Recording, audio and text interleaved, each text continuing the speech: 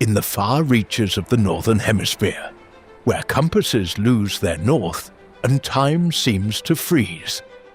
There is a land that defies our understanding of scale. It is not a continent, although it possesses the soul and dimension of one.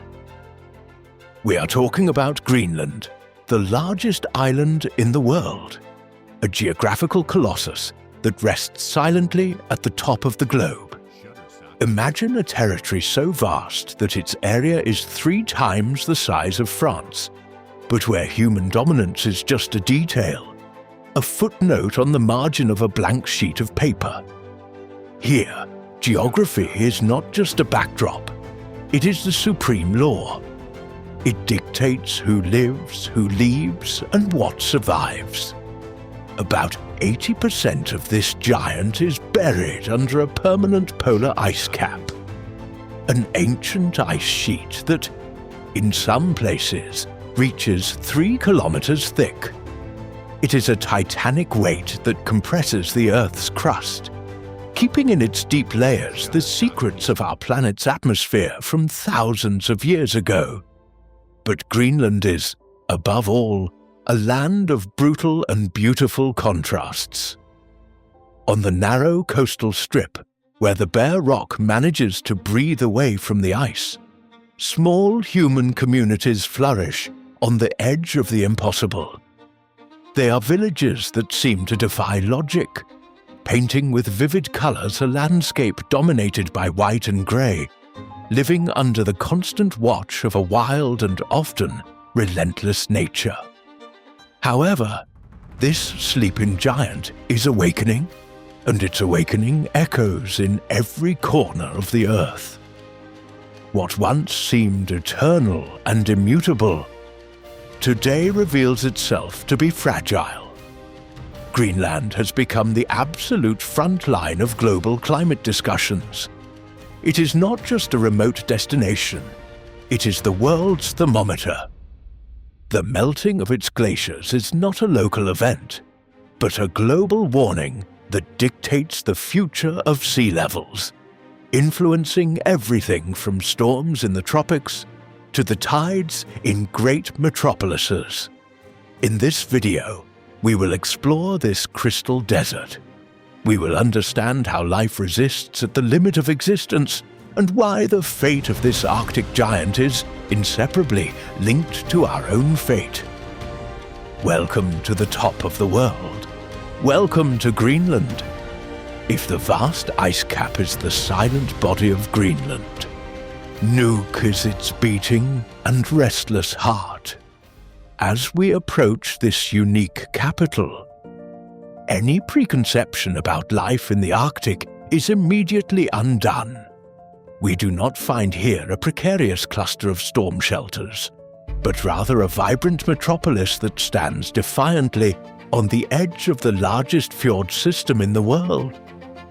Nuuk is a study in contrasts, an open-air art gallery where the canvas is the white snow and the paint is human audacity. The first thing that captures the eye is the mosaic of colors. Red, blue, yellow, and green houses dot the rocky hills, creating a visual rebellion against the monotony of the long and dark winters.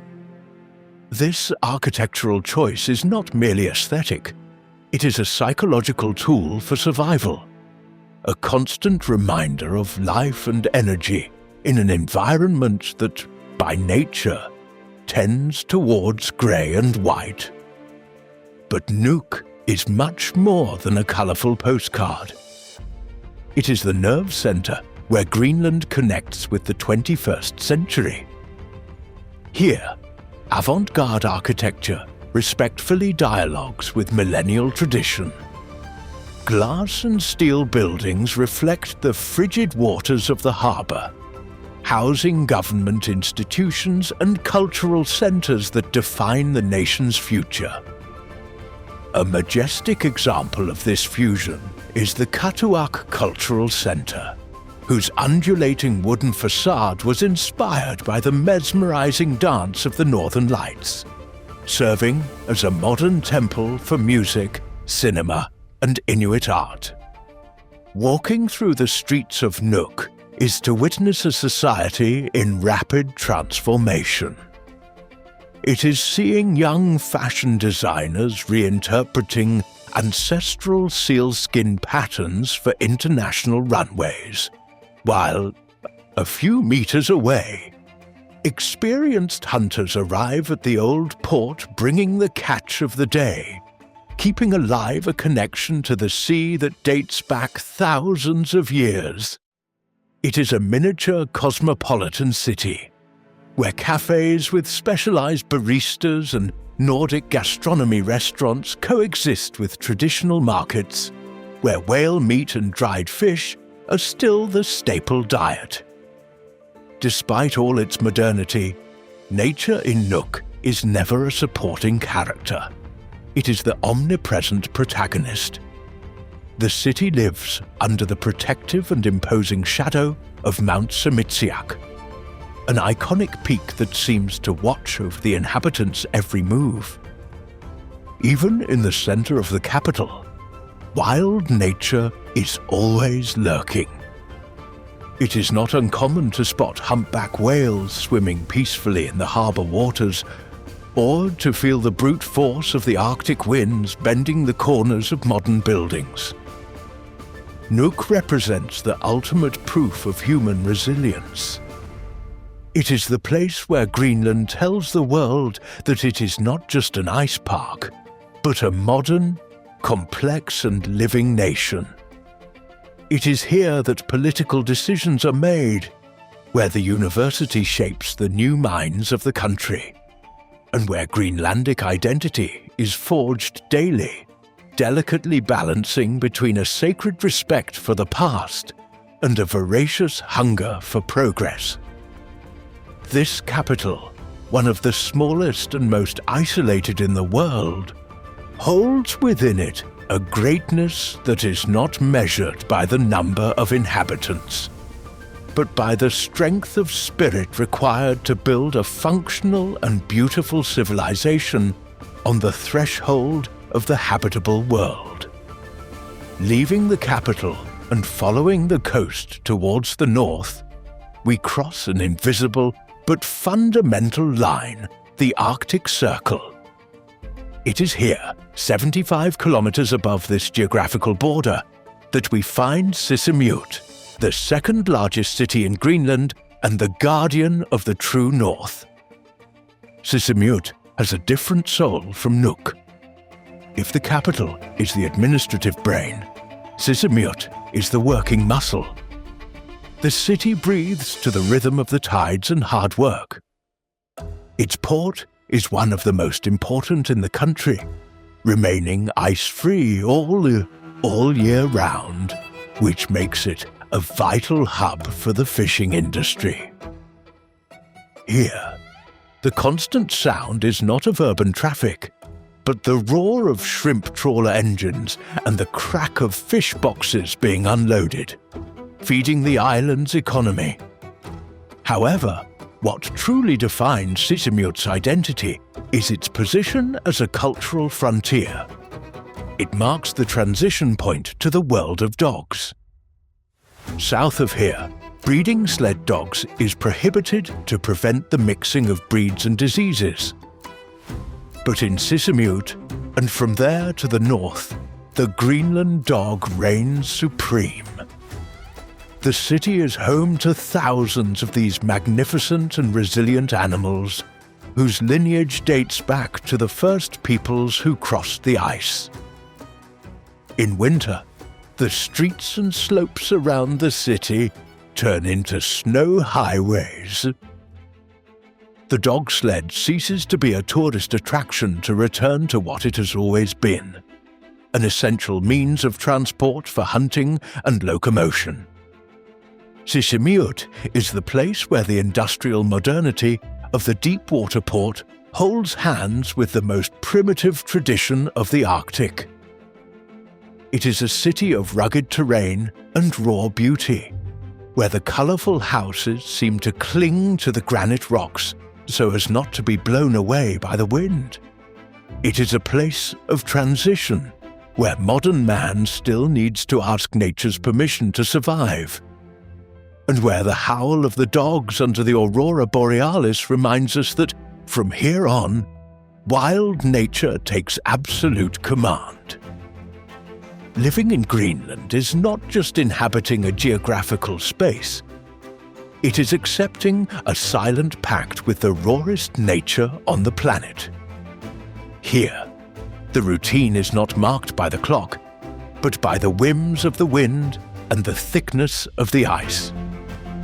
Walking over this crystal desert is an experience that alters human perception. Every step taken on the compacted snow produces a dry, crunchy sound, the only noise capable of breaking the absolute silence that envelopes the valleys. The ground beneath the boots is not solid earth, but a living entity that breathes, cracks, and moves slowly. The air is so pure and frigid that every breath seems to purify the lungs, a piercing injection of vitality that reminds every second that survival here is an art. On the horizon, a silhouette appears that seems to glide over nothingness. It is a driver and his pack reviving a tradition that precedes written history. It is not just a man on a sled, it is a single organism, a perfect symbiosis of 12 hearts beating in unison, the Greenland dogs, with their thick coats and watchful eyes, run not just on command, but out of instinct and ancestral joy. Living in Greenland is not just inhabiting a geographical space, it is accepting a silent pact with the rawest nature on the planet. Here, the routine is not marked by the clock, but by the whims of the wind and the thickness of the ice. The sled cuts through the icy wind, and the man, balanced on the back, reads the white landscape as if it were a detailed map. He knows every crevice, every bluish shadow that indicates danger. The connection between him and the animals is telepathic, dispensing with the use of whips, guided only by guttural shouts that cut through the cold air. It is a dance of speed and endurance, a demonstration of freedom in its wildest form, where the only limit is the line where the white sky touches the white earth. But life in the Arctic is also made of patience and stillness. Closer to the coast, where the sea has solidified into a floating marble platform, we observe a scene of sacred intimacy. A father and his young son stand before a small circular hole drilled into the ice. The world around them is vast and empty, but their universe, at that moment, comes down to that dark opening in the water. The father, with slow and precise gestures, is not just teaching the technique of holding the fishing line, he is passing on a legacy. He adjusts the boy's fur hood to protect him from the biting breeze, a gesture of tenderness that contrasts with the hostility of the environment. They do not speak much. Their words are unnecessary. The boy learns to read the weather, to respect the weight, and to understand that the ocean below them is the source of life. When the line finally quivers, and a silver fish is pulled to the surface, gleaming against the diffused light of the polar sun, it is not just a catch. It is the renewal of the cycle of life.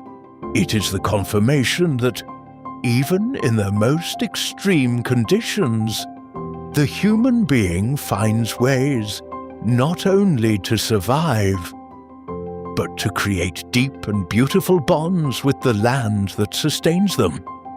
If Greenland is the icy crown of the planet, Ilulissat is its most precious and unstable diamond. Upon landing at this latitude, about 350 kilometers north of the Arctic Circle, we are immediately confronted with a scale that the human brain struggles to process. The name of the city, in the local Kalaalleq language, translates simply as icebergs, a literal nomenclature, almost humble, for what is, in fact, the greatest geological theatre on Earth. The beating heart of this region, and the reason why travellers from all over the world brave the extreme cold to get here, is the Ilulissat Ice Fjord, or Kangia. This is not just a scenic body of water, it is the outflow artery of the colossal Uummannaq Glacier. To understand the magnitude of what we see here, we need to look at the numbers, although they barely manage to describe the reality. This glacier is the fastest and most productive in the Northern Hemisphere. It advances at a staggering speed of 40 meters per day, acting like an unstoppable conveyor belt that drains the Greenland ice cap. Every year, this ice monster dumps about 35 to 46 cubic kilometers of ice into the fjord. To put this into perspective, it is enough fresh water to supply the total consumption of the United States of America for an entire year. What we see floating in the bay are not simple pieces of ice. They are mountains, Gothic cathedrals, and white fortresses that have detached from the continental mass in a demonstration of natural violence known as calving. The roar that accompanies this process is akin to an artillery barrage or continuous thunder that makes the ground tremble beneath one's feet, constantly reminding us that the landscape here is alive and constantly mutating. The experience of visiting Ilulissat is divided into 3 sensory acts: the hike, the navigation, and the contemplation. The first act takes us to the Thermometer Valley. A wooden boardwalk snakes through the tundra, protecting the fragile moss and ancient lichens. As we walk, we tread upon millennia of human history. Before the Europeans arrived, Paleo-Eskimo cultures like the Sakak and Dorset inhabited this valley for 4,000 years, taking advantage of the hunting abundance the fjord provides. Upon reaching the viewpoint at the end of the trail, the world opens up. Before us, the fjord is bottlenecked. Titanic icebergs, some over 1 kilometer high, counting the submerged part, become stranded on an underwater moraine, a bank of sediments at the mouth of the fjord. They stay there, trapped, crushing against each other, spinning and breaking apart until tidal pressure or melting frees them out to the open sea. The vision is one of static chaos, an abstract sculpture of biblical proportions. The second act takes place on the water. Navigating among these giants in a small boat is a lesson in humility. The temperature drops drastically as we approach the ice walls. The air has a distinct smell, pure, metallic, and ancient. The colors of the ice defy description, from the blinding white of compacted snow to the electric deep blue of ice that has been squeezed under unimaginable pressures for centuries, expelling all the air bubbles. We also see black ice, transparent as volcanic glass, formed by meltwater that has refrozen without impurities. Legend has it, and many glaciologists agree, that it was from here, this exact fjord, that the iceberg that sank the Titanic in 1912 departed. Looking at these floating masses is looking at the silent assassins of maritime history. Beautiful, but lethal. The third act is the light. In the summer, the midnight sun refuses to sleep. For weeks, sunset merges with sunrise, bathing the ice in a golden pink and violet light that lasts for hours on end. The shadows lengthen, creating a dramatic contrast on the faceted faces of the icebergs. It is a dreamlike scenario where time seems suspended. There is no night, only a golden eternity that illuminates the humpback whales that frequently emerge to breathe among the ice, casting plumes of vapor that glow against the low sun. But Ilulissat is not just beauty, it is also a warning. As a UNESCO World Heritage Site, this location is ground zero for the study of climate change. The retreat of the Uummannaq Glacier is visible and accelerating. What we see here dictates the future of coastal cities across the planet. Every drop that melts here, millimeter by millimeter, raises the ocean in Miami, in Lisbon, or in Tokyo. Being in Ilulissat is, therefore, an act of bearing witness. It is seeing the sublime beauty of our world in its most fragile and powerful state simultaneously. A visual memory that remains engraved in the retina and the soul forever. If Ilulissat is the thunderous spectacle, is the reverent silence, located south of the fjord. This village of just 50 inhabitants is a peaceful haven accessible only by boat. Away from the engines and mass tourism, here luxury is quietude. The village combines the past with black wooden houses from the 18th century that served whalers, and the present with sustainable cabins perched on the cliffs. In Uummannaq, the experience is intimate. Dining overlooking the sea while solitary icebergs, which have escaped the chaos of the fjord, float silently on the horizon like white ghosts under the midnight sun. Leaving the mainland and sailing west, crossing Disco Bay is like traveling to another planet within Greenland itself. As the boat approaches Disco Island, the landscape changes radically. The peaks of grey granite and gneiss, which define the geology of almost all of the rest of the country, disappear.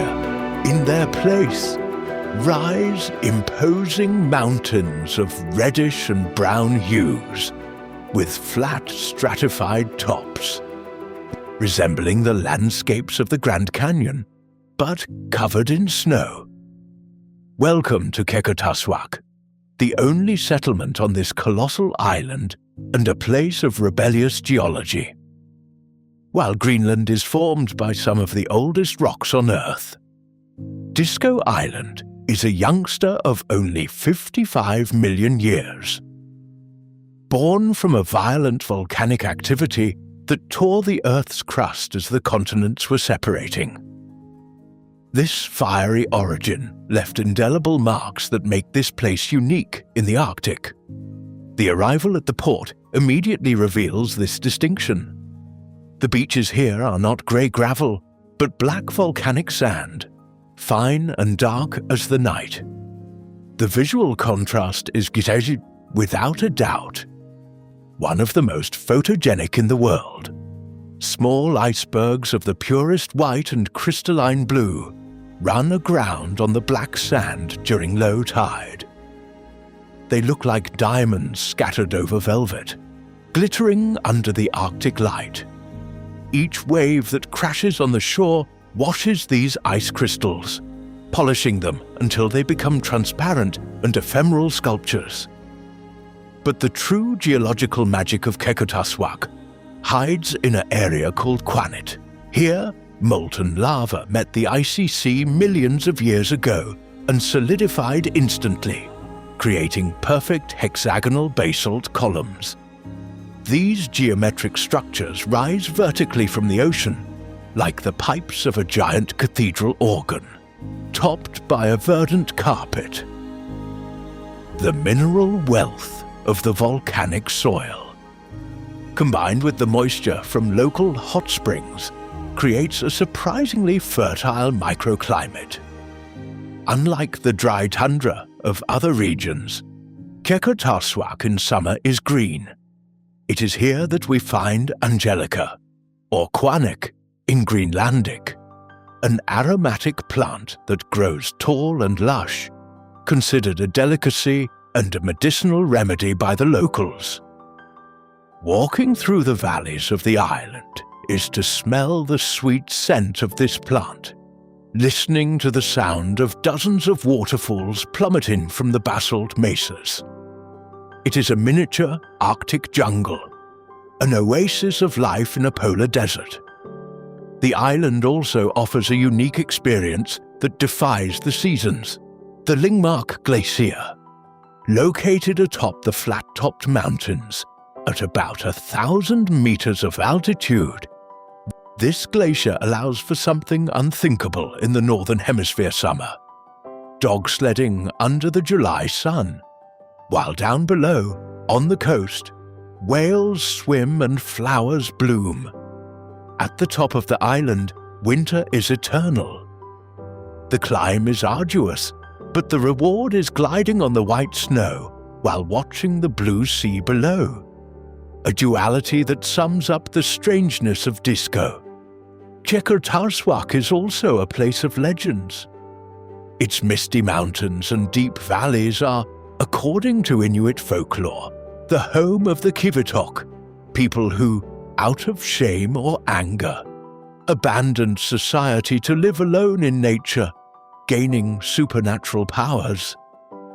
Looking at the dramatic landscape, with its rock formations resembling trolls and petrified faces, it is easy to understand why such stories persist. There is a dense energy here, a vibration that emanates from the magnetic earth, which literally confuses compasses and the volcanic history. Visiting Qeqertarsuaq is witnessing the exception to the rule. It is seeing where fire shaped the ice, where black meets white, and where Greenland reveals its most exotic and mysterious side. It is a reminder that, even in a place dominated by cold, the Earth's heat has left its majestic signature. If Greenland is a storybook, Uummannaq is its most fanciful page, the one that makes us doubt if we are awake or dreaming. Located well north of the polar circle, 590 kilometers from the Arctic border, this island doesn't seem to have been drawn by geography, but rather by a child's imagination. The absolute icon that defines this landscape is the mountain that gives the city its name. Uummannaq means heart-shaped, and, looking at the horizon, we instantly understand why. A monolith of gneiss and granite rises abruptly from the sea to 1,170 meters high. It is no ordinary mountain. It is a tower of red rock, often shrouded in mist, casting a long, protective shadow over the village. Its double heart silhouette dominates everything, serving as a natural and spiritual compass for those who inhabit the region. At the feet of this stone colossus, the city clings to the steep slopes in a display of balance and color. The wooden houses, painted in vibrant shades of red, green, and blue, look like Lego pieces scattered by a giant. In summer, the midnight sun makes these colors pop against the dark rock and the deep blue sea, creating a visual contrast so intense it seems artificially saturated. It is undoubtedly the most photogenic and dramatic scenery in the entire country. A place where human civilization seems a fragile and precious detail leaning against the mountain's eternal grandeur. But it is in winter that Uummannaq reveals its true magic, transforming into a kingdom of white silence. When the temperature plummets and the polar night descends upon the north, the sea around the island freezes completely. What was once navigable water becomes a solid extension of the mainland. The ocean turns into a white highway, and the boat gives way to the dog sled. This is the ultimate Arctic experience, gliding over the sea ice, hearing only the panting of the dogs and the scraping of the runners on the snow. The scenery becomes surreal, as the frozen sea traps dozens of icebergs in its icy embrace. These ice mountains, which in summer floated freely, are now static, stuck like statues in a winter garden. Traveling by sled between them is like navigating a solid crystal maze, passing close to blue walls that rise from the white ground. Here, Inuit culture is more alive than ever. Hunting on the ice and fishing through holes in the pack ice are not sports, but essential ways of life. It is said in Denmark and Greenland that Santa Claus lives in an old cabin on this island, and looking at the landscape, with smoke rising from the chimneys, the heart-shaped mountain and the aurora borealis dancing over the trapped icebergs, it is impossible not to believe that if magic exists, it lives here. Uummannaq is proof that reality can be, in fact, a fairy tale. For the vast majority of travelers, their first breath of Greenlandic air happens in Uummannaq, located inland, far from the coast and protected from oceanic storms. This town is the country's main air hub, a legacy of a former American military base built during the Second World War. At first glance, Uummannaq might seem like just a functional transit point, with industrial buildings and a utilitarian atmosphere. However, it keeps a secret that makes it unique in the world. It is the back door to the Ice Age. Unlike coastal cities, where the sea is the protagonist, here the attraction is the road. Uummannaq has the longest road in Greenland, a dirt track that snakes for about 30 kilometers towards the interior. This is no ordinary road. It is a path that takes us from modern civilization straight into prehistory. As we travel this dusty route, we cross a steppe tundra landscape, a cold desert inhabited by creatures that seem to have stepped out of cave paintings. It is the home of the musk oxen, shaggy prehistoric-looking giants that graze calmly in the valleys, survivors of the last glaciation. But the true climax of this journey awaits at the end of the road, at the place known as Point 660, where we find the Russell Glacier. Suddenly, the brown dirt horizon ends and we are confronted by a wall of ice. The Russell Glacier rises like an impenetrable fortress, with vertical walls of fractured ice reaching 60 meters in height. Standing before this wall is a visceral experience. The ice is not silent, it cracks, groans, and frequently, large blocks detach from the glacier's face, collapsing into the meltwater river that flows furiously at the base. The violence of the fall and the roar of the water remind us of the brute force contained within these structures. The most impressive thing, however, is what lies behind this wall. The Russell Glacier is just the edge, the toenail of something much larger, the Greenland ice sheet. From there, it is possible to climb up and set foot on the ice cap, a mass of ice extending for thousands of kilometers, covering 80% of the country. Looking out at that endless white horizon is looking at geographical infinity. Uummannaq thus offers the easiest and most direct access in the world to this sleeping giant, allowing anyone without mountaineering gear to touch the cold skin of the monster that regulates our planet's climate.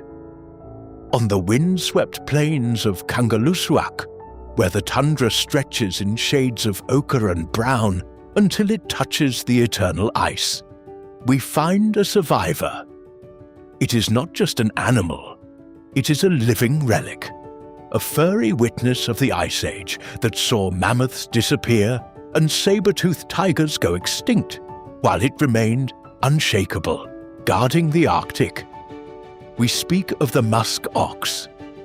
In the Inuit language, they are called Uummannaq, which means the bearded one. And when we observe one of these animals up close, the name makes perfect sense. Its appearance is prehistoric, almost mythical, as if a cave animal had been thawed and released into the modern landscape. Observe that large solitary male down there, near the dry riverbed.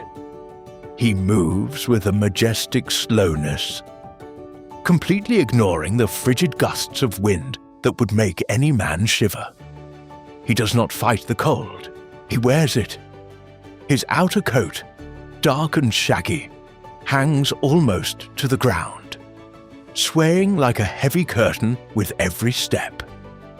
But the secret to his survival lies underneath, an inner layer of wool called kiviot, 8 times warmer than sheep's wool, one of the lightest and most efficient insulating materials in nature. Now watch what he does. He stops. With a sudden and powerful movement of his neck, he uses his massive curved horns to scrape away the hardened layer of snow. He is not just brushing the snow aside, he is digging up life. With his snout buried in the ice, he rips up roots, moss, and frozen lichens. It is a scene of raw persistence. As he chews slowly, the steam from his breath creates a cloud around his head, freezing on the hairs of his snout, turning him into a steaming spirit of the tundra. These animals seem like biological tanks. They can weigh up to 400 kilos and run at 60 kilometers per hour if necessary, but their defense strategy is unique. Unlike reindeer, which flee from danger, musk oxen face it. The name musk ox derives from the strong musky odor that males emit during the mating season to attract females and intimidate rivals.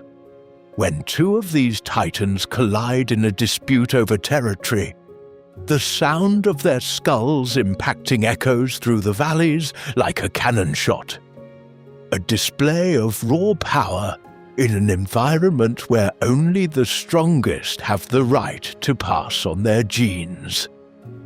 Seeing a muskox roaming free in the Greenlandic wilderness is a rare privilege. It is looking at an animal that defies the logic of fragility. They are the silent monarchs of this land, proving that with the right adaptation, life can thrive even in the most hostile conditions on the planet. As he raises his head and looks in our direction with that dark, unfathomable gaze, we feel a deep, almost primal respect for this guardian of the North. If the musk ox is the immovable fortress of the tundra, the reindeer is its restless, traveling spirit. While some stand firm as rocks, others flow through the landscape like water, in a perpetual migration that defines the biological rhythm of the Arctic. In Greenland, especially in the vast western expanses between Kangerlussuaq and the coast, the reindeer, known locally as tutu, is not just an animal. It is the very pulse of the earth. To understand this animal, we must first look at the ground. The Greenlandic tundra is treacherous terrain. In summer, it is a spongy swamp of moss and puddles. In winter, it is a crust of ice and biting snow. The reindeer conquers this kingdom through sublime biological engineering, its hooves. Observe this animal's feet as it walks over deep snow. They do not sink. Its hooves are, in fact, natural snowshoes, wide and crescent-shaped, which distribute weight perfectly. But the real magic happens with the changing of the seasons. In summer, the footpads become spongy and soft to ensure traction on wet rocks and moist tundra. However, as the cold tightens and the ground hardens, the animal's anatomy transforms.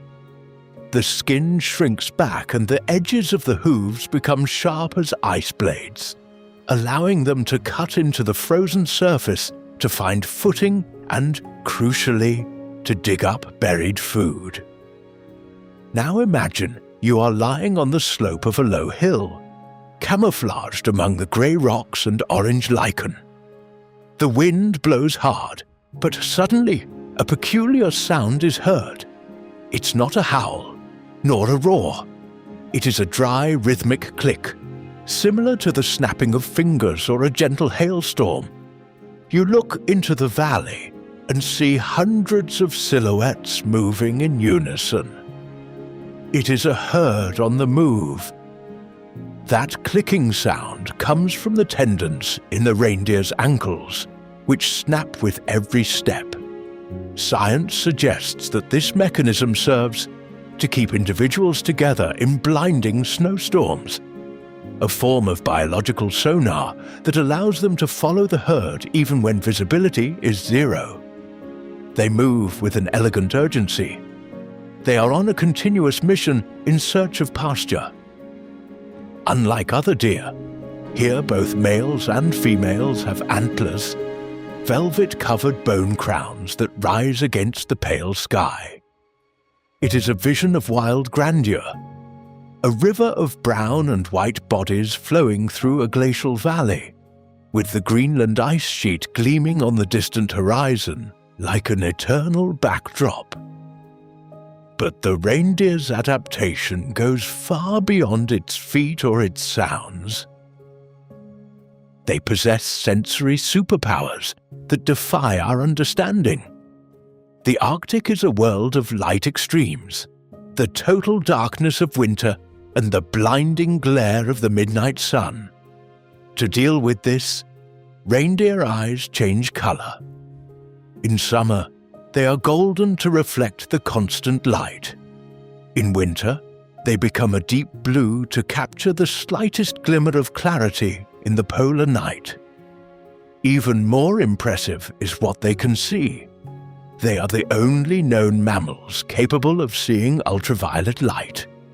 In a world where everything is white, the snow, the sky, and even predators like the Arctic hare or wolf, normal vision fails. But for the reindeer, the world is different.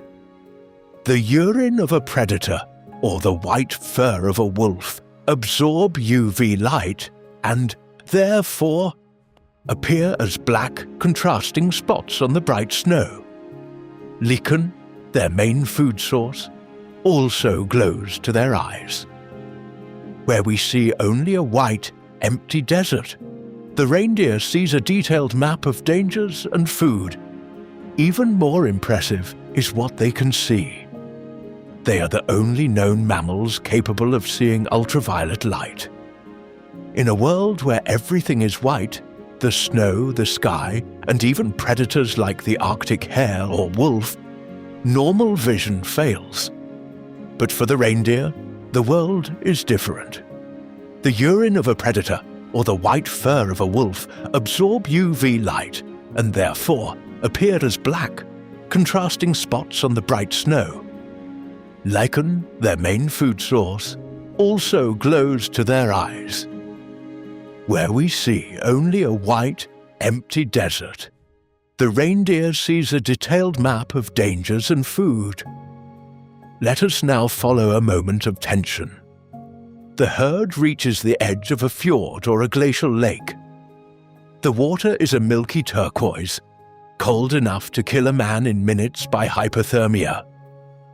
But for the reindeer, the water is not a barrier. Without hesitating, the lead female enters the current. The reindeer's body is a marvel of buoyancy. Its coat is made up of thousands of hollow hairs filled with air that function as a built-in life jacket. They do not just swim, they float high in the water, paddling with surprising strength.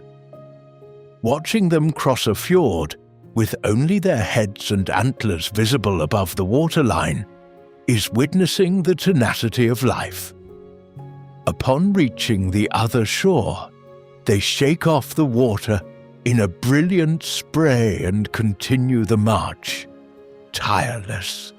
The life of a reindeer is a constant cycle of feast and famine. Summer in Greenland is short and frantic. During these months of light, they heat almost non-stop, accumulating fat. Summer mosquitoes and flies are their greatest torment, forming clouds so dense they can drive herds mad, forcing them to climb up to glaciers or windy mountaintops just to find relief from the insects. But it is in winter that the real battle begins. The temperature drops to -40 degrees. The landscape becomes hostile. Observe a small group on a wind-exposed slope. The snow is hard as concrete. One reindeer lowers its head and begins to dig. It is not a random gesture. It is a precise mining operation. It smells the lichen through half a meter of snow. With powerful strokes, it opens a white crater to reach the brown earth. Beside it, a calf born last spring watches and learns. It is still vulnerable, an easy target for the wolves that follow the herd like hungry shadows. The mother stays alert, her ears swiveling like independent radars. In this absolute silence, survival depends on every calorie spent and every gram of food found. For the people of Greenland, the reindeer is sacred. For millennia, its meat ensured the survival of communities during the unforgiving winters, and its hide, incredibly warm and light, provided the material for the clothes that made life in the Arctic possible. Hunting a reindeer is not seen as a sport, but as a respectful harvest, a transaction between human and nature where nothing is wasted. However, the future brings new challenges. Climate change brings winter rains, which freeze over the snow, creating an impenetrable layer of ice that stops reindeer from reaching the lichen.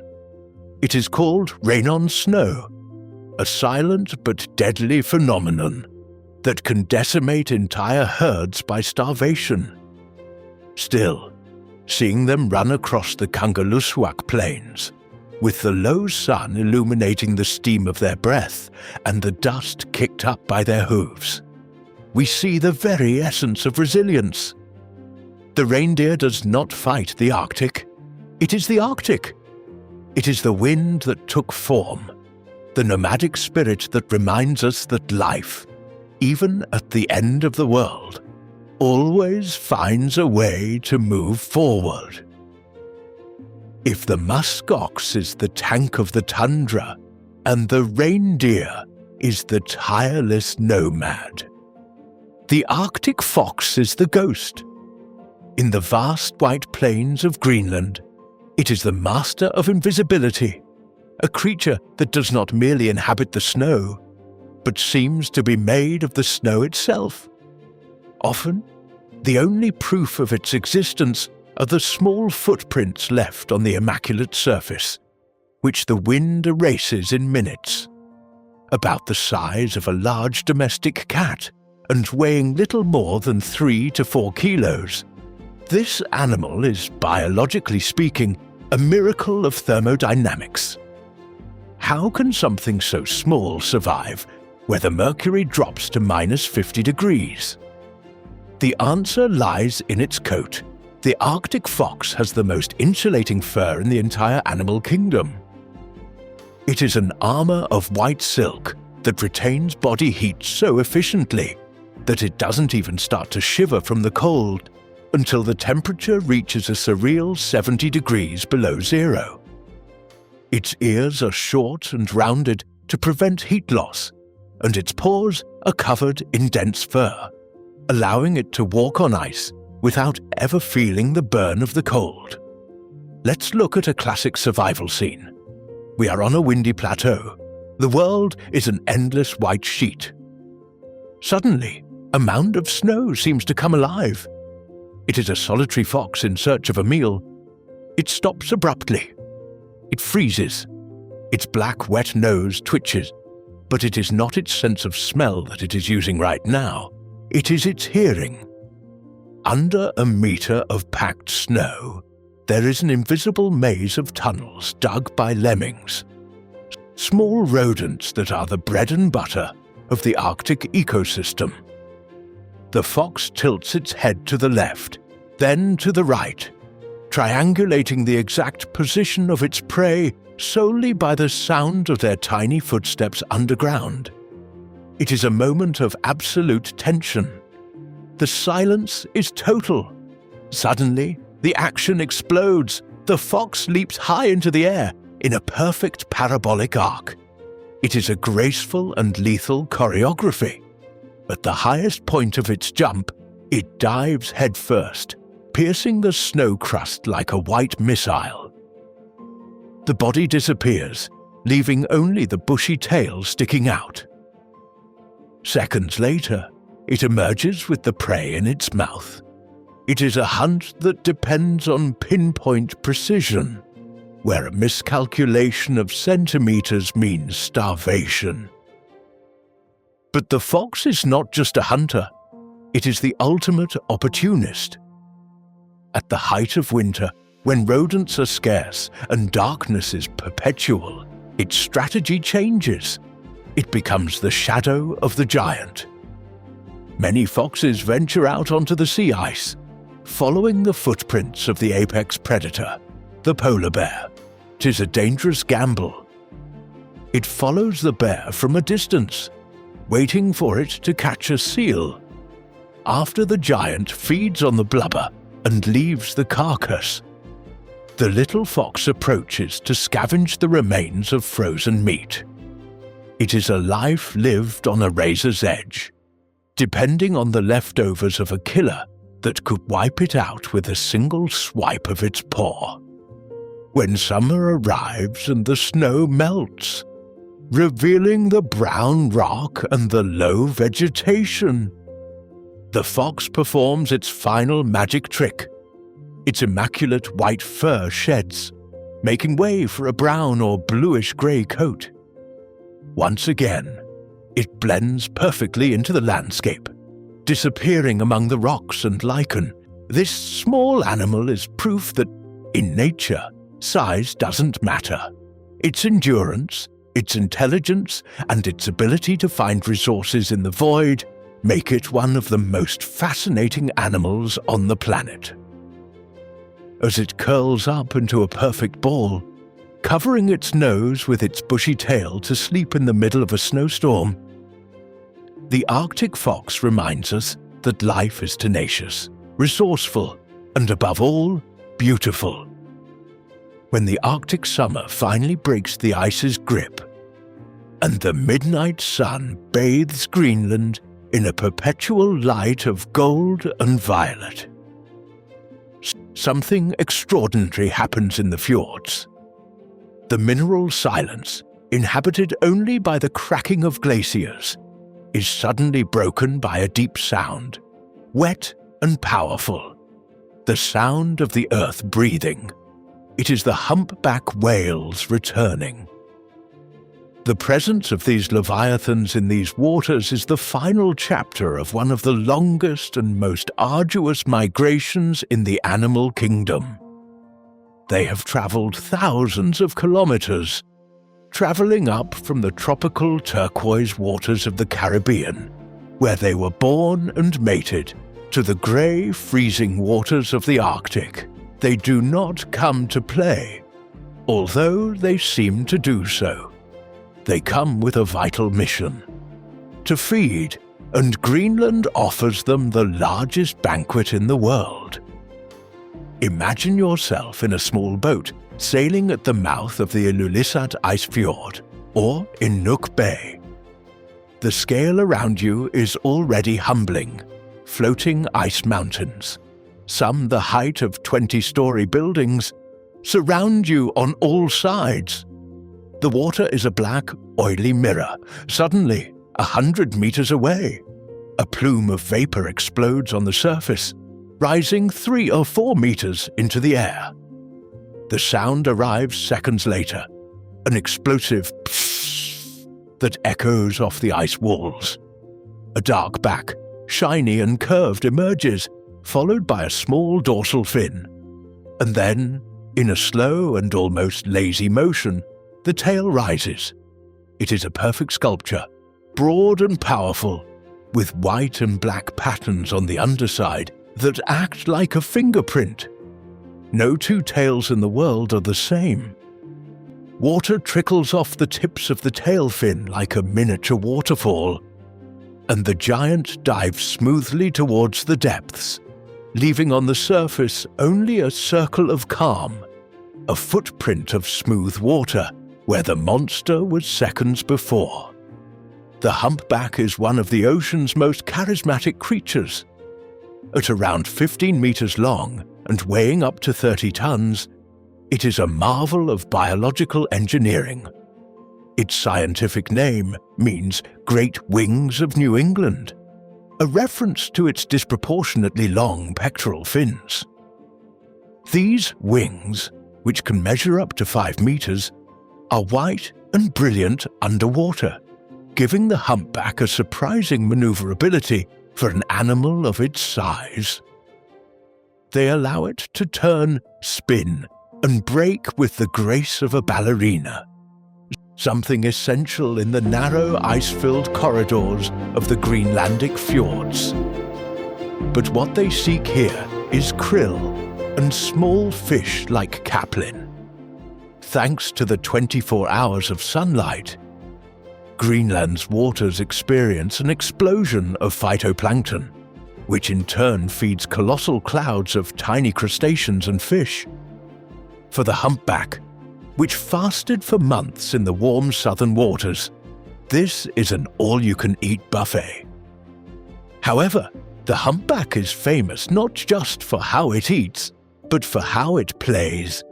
No other whale is as acrobatic. Without warning, 30 tons of flesh and bone decide to defy gravity. The whale gathers speed in the depths and launches itself towards the sky. The entire body comes out of the water, the head covered in tubercles, small sensory bumps that look like warts, the long pectoral fins, the white belly. For an impossible second, the whale flies. It seems suspended in the air, against the white and blue backdrop of the icebergs. Then, gravity wins. The body falls with a monumental crash, sending tsunamis of spray in all directions. The sound of the impact can be heard from kilometers away. Why do they do this? Science debates it. Is it to remove parasites from the skin? Is it a form of long-distance communication, using the sound of the impact like a drum on the water? Or is it, as many biologists are beginning to admit, a simple expression of joy and vitality? Seeing a humpback breach in Disco Bay, with the midnight sun gleaming on the water drops cascading from its body, is to witness freedom in its purest form. In Greenland, the relationship with these animals is deep. In the past, their presence meant survival for Inuit communities. Today, they bring a new form of livelihood, ecotourism. There is a unique intimacy to whale watching here. Unlike other places in the world, where boats must keep their distance in the open sea In Greenland, whales frequently swim close to the shore and inside harbours, curious. Often, a solitary kayaker might find themselves accompanied by one of these giants. The whale's eye, dark and the size of a handball, emerges from the water to inspect the human.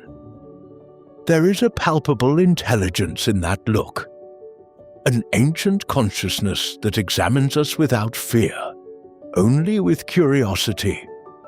It is a moment of connection between two intelligent species, separated by millions of years of evolution, but united in that fleeting instant between the ice and the sea. When September arrives and the light begins to wane, humpbacks feel the call of the south. The ice begins to close the fjords. One by one, they turn their tails north and begin the long journey back to tropical waters. They leave behind the silence of the Arctic, now heavier without the sound of their breath, promising to return when the sun once again reigns over the top of the world. In the vast expanses of pack ice drifting in the North Atlantic and the Greenland Sea, we find the most iconic and endearing face of the Arctic. With large eyes, black and moist, that look like pools of liquid darkness designed to absorb the slightest light. The harp seal stares at us with an expression of perpetual innocence. But do not let the sweetness of its gaze fool you. This is a creature forged to endure. In the first weeks of life, the pups are known as whitecoats. They are balls of immaculate white fur, soft and dense, which makes them invisible in the snow against the threat of polar bears. At this stage, they are totally dependent on the ice. The mother, in an act of frantic dedication, nurses them with milk that is 48% fat, allowing the baby to gain over 2 kilos a day. It is a biological race against time, to grow fast before the ice breaks or melts. As they mature, the transformation happens. The white camouflage fur sheds, revealing a silvery aerodynamic body. It is in adulthood that they earn their name. A distinct black patch forms on their backs, curving like a lyre or an ancient harp. If on the ice they seem clumsy, dragging themselves with effort. Underwater they become ballerinas. The harp seal is a biological torpedo, capable of diving hundreds of meters deep and holding its breath for 15 minutes, hunting fish and crustaceans with an agility that defies sight. They spend most of their lives in the water, tireless travelers that use the ice only as a temporary cradle and refuge. Seeing a colony of these seals resting on an iceberg, with their silvery bodies shining under the cold sun, is to witness the perfect harmony between animal life and the solid state of water. They are the noisy and sociable sentinels of the icy frontier. As we observe all these creatures together, from the immensity of the whales to the cunning of the foxes, we understand a fundamental truth about Greenland. This place is not a sterile desert, frozen in time. It is a laboratory of extreme evolution, where life not only persists but triumphs against all odds. Each of these animals represents a vital piece in a puzzle of endurance. On the wind-swept plains, the muskox remains as the anchor to the past, an immovable bastion that teaches us that sometimes the best strategy is to stand firm and hold your ground, protecting the family core with a wall of brute force. Beside it, the reindeer offers the opposite lesson, that life is movement. It is the nomadic spirit that flows through the tundra, with eyes capable of seeing the invisible and hooves that know every secret of the snow, reminding us that adaptation requires constant searching. In the shadows of these giants, the little Arctic fox proves that strength is not measured in size, but in ingenuity. Ghost of the tundra, it is the master of opportunity, turning scarcity into abundance and the deadly cold into a safe blanket. But the narrative of life extends beyond the rocky coast. In the realm of floating ice, the harp seal embodies innocence and direct dependence on the environment. Its life cycle, intrinsically linked to the solidity of the pack ice, is a visual reminder of the fragility of this ecosystem.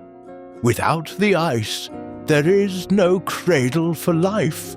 And finally, the humpback whales bring the connection with the outside world.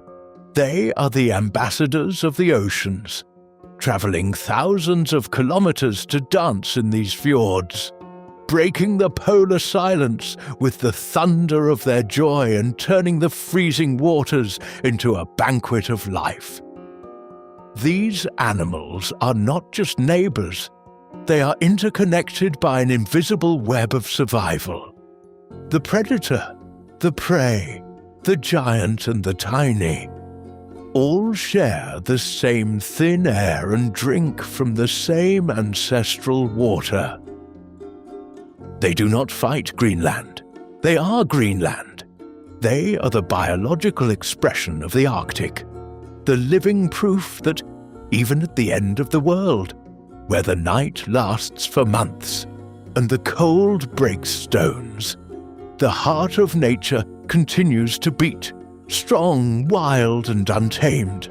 Our journey across the top of the world is drawing to a close, but the echo of this land will remain etched in memory. Over these minutes, we have traveled far beyond a simple spot on the map. We have traced the spine of a sleeping giant. Greenland has revealed itself not as a monotonous white desert, but as a complex universe, where color, life and history wage a constant battle against the oblivion of the ice. We began by facing the Arctic giant, understanding that this island is, in reality, our planet's thermometer. We saw that beneath the ice cap, which crushes continents and holds atmospheric secrets from millennia, there is a breathing land. We witnessed the brute force of a geography that asks no permission to exist, shaping everything around it, from global ocean currents to the fate of coastal cities thousands of kilometers away. We discovered the human heart that beats in the cold. In Nuuk, we saw the proof of modern resilience, where avant-garde architecture and city lights challenge the polar darkness, creating a vibrant metropolis on the edge of the uninhabitable. In Sisimiut, we felt the transition to the wild, hearing the howl of sled dogs that remind us that, in these latitudes, the partnership between man and animal is not a choice, but the basis of survival.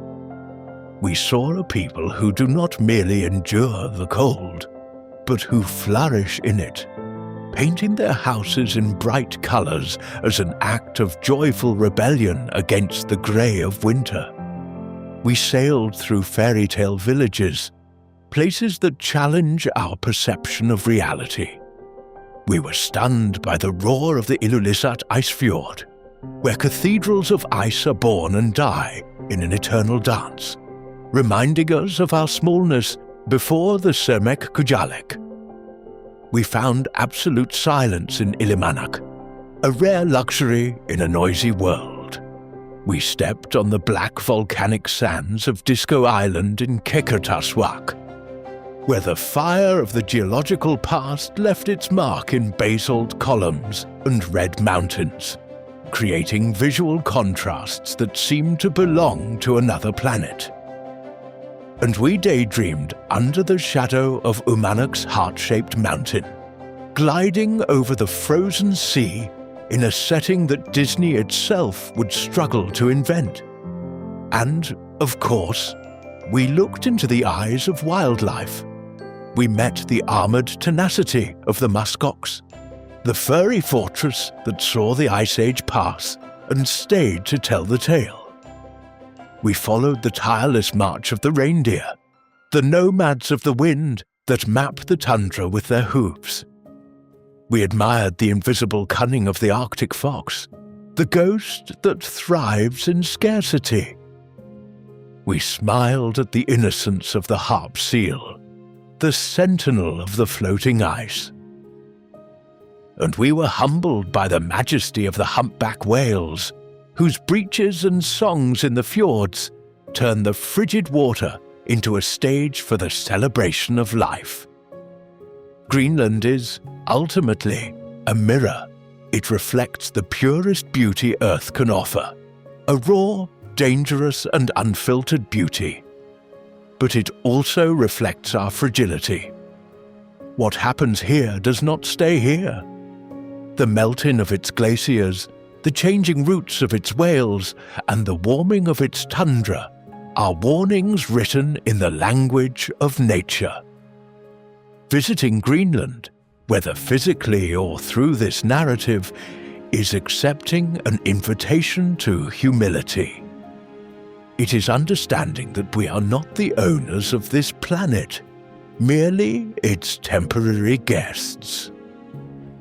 This land teaches us that beauty can be harsh, that silence can be deafening, and that the cold, far from being empty, is full of life. May the image of golden icebergs under the midnight sun and the memory of colourful houses clinging to the rock serve as inspiration. May we look upon this beautiful world and hidden world not just as a tourist destination, but as a sanctuary that must be protected. Greenland is the crown jewel of the North, and as long as it shines white and cold, there will be hope and balance for the rest of our blue world. And you? What did you feel travelling with us through these surreal landscapes? Which of these places touched your imagination the most? Could it be the frightening grandeur of the Ilulissat icebergs? The volcanic strangeness of Disco's black beaches? Or perhaps the idea of racing on a dog sled under the Heart Mountain in Uummannaq? Write down in the comments, "I would go to," and tell us where your first stop would be on this polar adventure. We read all the comments and love to know where your minds travel to. If this video managed, if only for a moment, to transport you out of your routine and show you a new facet of our incredible planet, then our mission has been accomplished. But the journey doesn't end here. The world is full of secrets waiting to be revealed, and we are just beginning to scratch the surface. So you don't miss the next visual expedition, make sure you're subscribed to the channel. Activate the notification bell. It's a small click for you, but it's what allows us to keep producing these documentaries and bringing the world to your screen. Leave a like if you learned something new today, or if you simply let yourself marvel at the beauty of Greenland. Share this video with that friend who needs a little cold and beauty in their life today. Thank you for giving us your time and attention.